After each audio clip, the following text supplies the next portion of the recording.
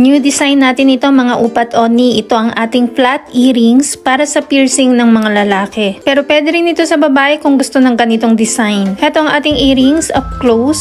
Yan ay 3.75 grams per set.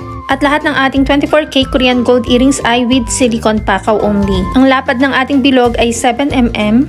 At ang lapad niya naman sa gilid ay 2mm. Kung gusto ng gold pakaw, mag-additional na lang para sa 18K Korean gold pakaw. Dahil optional lang ito. Inform ko lang kayo advance na ang ating earrings ay possible na medyo matambok sa likuran. Maaring yung isa ay matambok, yung isa naman ay hindi. Sa madaling salita, medyo hindi pantay sa likod. In-inform ko na kayo advance para may idea kayo na sa likod hindi perfect flat ang pagkakagawa rito. Sa harap sila ay flat na flat, sa likod ay medyo matambok. Kung gustong malaman ng updated price, mag-inbox kay Michelle Yu at follow na rin ang ating TikTok account para updated ka.